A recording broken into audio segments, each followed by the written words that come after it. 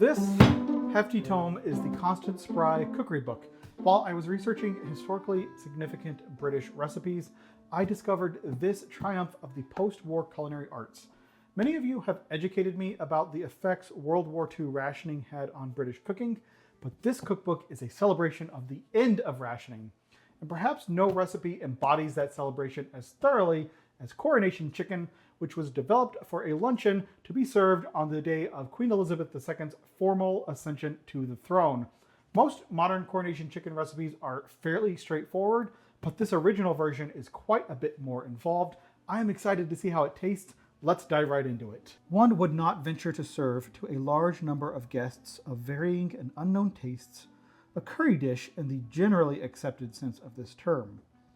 I doubt whether many of the 300-odd guests at the Coronation Luncheon detected this ingredient in a chicken dish, which was distinguished mainly by a delicate and nut-like flavor in the sauce. The first step in this recipe is to poach chicken. It calls for 2 young roasting chickens. I am just using 1 modern young roasting chicken because it probably has almost as much meat as 2 of the chickens would have had when this recipe was written. I had a one from dinner a few nights ago, and instead of finishing it off, I just saved some to poach with. It is just a Sauvignon Blanc from Ardèche, just a nice tasty table wine. And then in addition to the wine, I added enough water to just cover the chicken in the pot. Then I added 1 carrot roughly chopped and a bouquet garni. I just bought the poultry blend of the herbs, so I didn't have to buy a bunch of different ones, and that is rosemary, sage, and thyme. The recipe calls for 3 to 4 peppercorns. I ended up using 10 of them because this is a celebration. I have never poached chicken before, but this cookbook is incredibly thorough and it will tell you everything you need to know. So on page 59, there is a section called Simmering and Poaching. A liquid is set to simmer when the movement on the surface may be described as a gentle agitation with possible bubbling at one point. Poaching is a term used to indicate a gentler cooking still. The water or other liquid should show only the gentlest quivering movement, and the temperature should be between 77 and 82 degrees Celsius. So I brought the pot up to poaching temperature on the stovetop, and the traditional method would be to leave it on the stovetop, minding it to make sure it stays at poaching temperature for the full 40 minutes that it needs to cook. I am going to do a little bit of a simplified method and put it into the oven after it's up at poaching temperature. I have that set at 135 degrees Celsius, 275 degrees Fahrenheit, and I'm going to leave it in there for the amount of time it needs to poach, so I don't have to mind it and I don't have to worry about the open flame on the stovetop. Looking at the ingredients for the cream of curry sauce, the main ingredient was mayonnaise, and you can easily buy store-bought mayonnaise, but I want to try to do my own using the recipe from this book because, again, it is very thorough. So back on page 141, there is a recipe for mayonnaise sauce. Let's get into that. It says, strictly speaking, 4 yolks should be employed to 600 milliliters of oil. For this recipe, I'm using 300 milliliters of best quality olive oil. So that would translate to 2 egg yolks. I am making this in my food processor because it is a lot easier than whisking by hand. Into the 2 egg yolks, I am adding half a teaspoon of French mustard, half a teaspoon each of sugar and salt, a pinch of white pepper, and a dusting of cayenne. I also need a few drops of lemon juice in there. Once that has all been thoroughly combined, I'm going to start adding 2 tablespoons of olive oil, 1 drop at a time. Once the first few tablespoons of oil have been added, I'm going to start adding some white wine vinegar, just a few tablespoons of it, a little at a time as well, as I go. And then I'm going to start adding the rest of the oil little by little.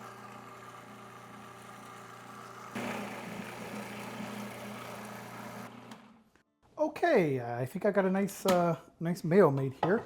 This is a very yellow mayonnaise. Part of that might be from the olive oil I used. Got a pretty dark color.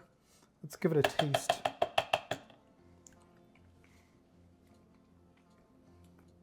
Interesting. Very, very mild. I need more vinegar. A little bit more salt, and it is still a very thick mayonnaise, so I'm going to add yet more vinegar. Still nice and thick, but a little bit more mobile. That's it. That's delicious.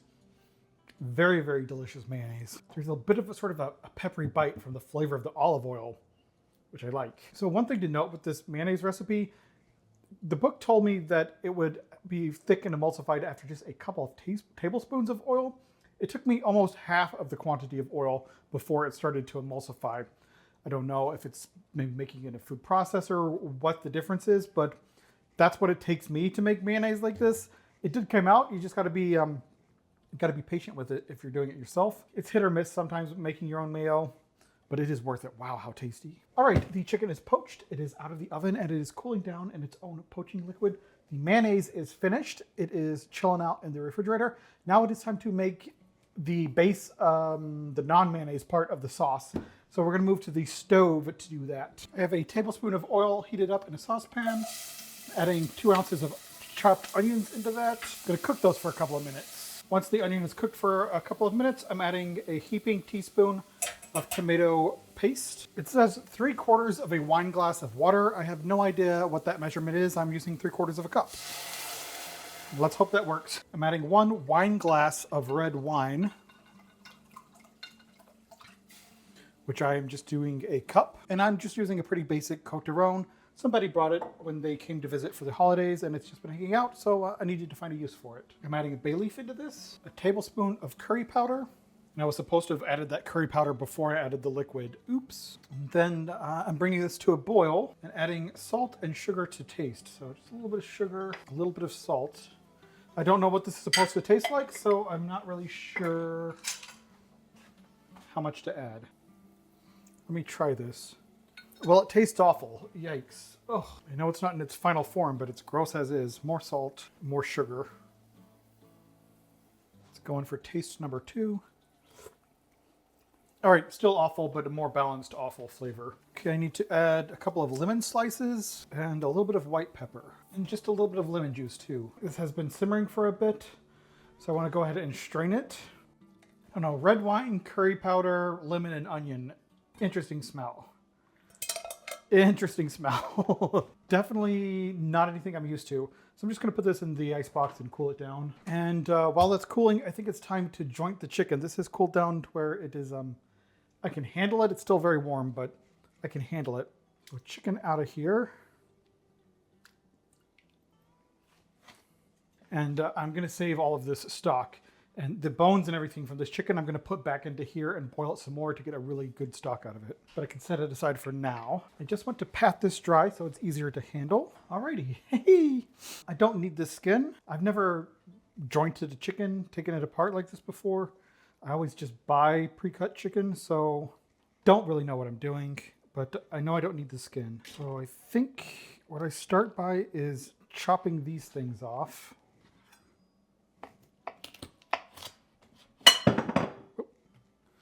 Okay, you're off.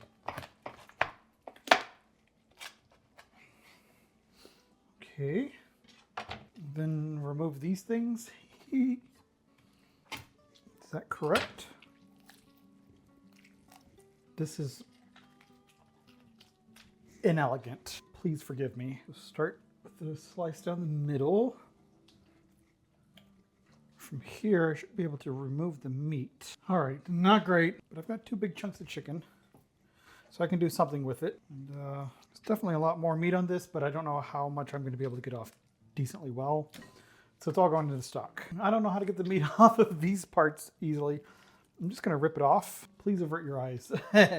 Definitely going to have to spend some time learning butchery skills or like how to cut up a chicken. All right, there is apparently one more step I need to do. I need to whip a little bit of cream. I can definitely understand why the simplified version of this recipe is now standard. Not very many people make this original style because wow, what a lot of work. Let's start putting this all together. I have mayonnaise. I have apricot puree. I got this juice. So this needs to be 450 milliliters of mayonnaise. That is so much more mayonnaise than I have. Oh, no, that's about what I have. Okay. I don't have it measured exactly perfect, but it's 450 milliliters-ish. So I am dirtying up every dish in this kitchen. First of all, because it is a complicated recipe with lots of components. And second of all, because I've never made it before. So if this were something I had been making for 20 years, I would be smooth with it. I would know what I'm doing. I wouldn't be dirtying up all these dishes. but it's a one-off. My first time going through this, and I don't know what I'm doing. Okay, so I have the mayonnaise, very yellow mayonnaise, but also very delicious mayonnaise. So I need to add this by degrees into the mayonnaise. Well, that's an unpleasant sound. I'm gonna give this a taste before I finish putting it all in because it is getting kind of thin.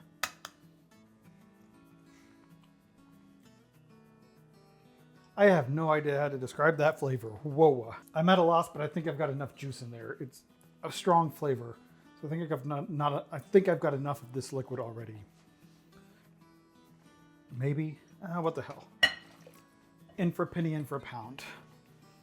Put it all in. So with this, I need to add apricot puree to taste. I'm using just an apricot jelly jam. There's no gelatin in this. It's thickened with fruit pectin. I don't know what you'd call that in the UK, but there's no gelatin. I use jelly, jam, preserves all interchangeably, although I know they technically aren't. All right, one more taste here. Still bizarre that apricot puree really balances things out. Still odd. This is so much sauce. Yikes. All right. Sauce on chicken. Took us long enough to get this big bowl of sauce. If I'm being honest, it isn't the most attractive color right now, but I want to see what it tastes like in the final product. I'm super curious, especially after all of this work.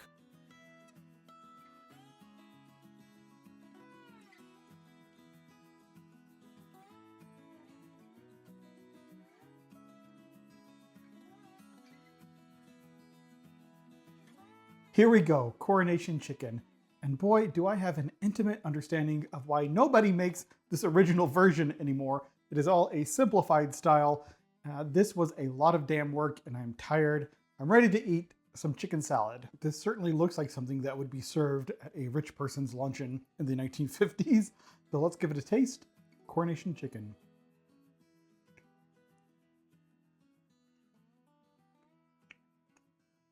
Okay, it's chicken salad. Very mild flavor. The sauce was very strong, but once it set on the chicken for a while, it mellowed out quite a bit. I do kind of taste the curry powder. I don't really get as much of a nuttiness as they claimed in the description. There's no real sweetness to it either. Maybe I could have added more apricot puree, but it is quite tasty. It's a different flavor than I'm used to. There is some subtle complexity to it. It's light, cool, refreshing. It would be great on a warm day. Yeah, it's tasty. I would not make this version again, but I would definitely do a similar version. The poached chicken is very, very tender and flavorful. So that is a great technique, that poaching. Very, very soft, moist chicken. And poaching the entire chicken together, not just taking like a chicken breast, but taking the entire chicken and poaching it together, you get all of the different flavors coming out from the bones and everything. I poached the giblets in there. It all adds extra flavor that soaked into that chicken meat. So it adds a little bit more depth and savoriness to the chicken meat, but very tender. Awesome.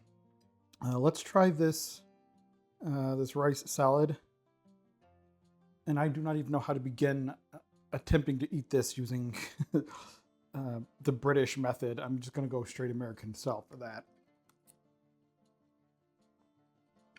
Very light, mild tastes of the garden. It's a wonderful light luncheon food. They go really well together. Yeah, it tastes like I would expect like a wonderful British garden party to taste.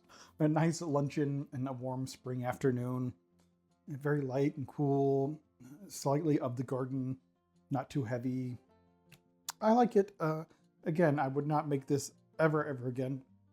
I'm going to give it chicken salad.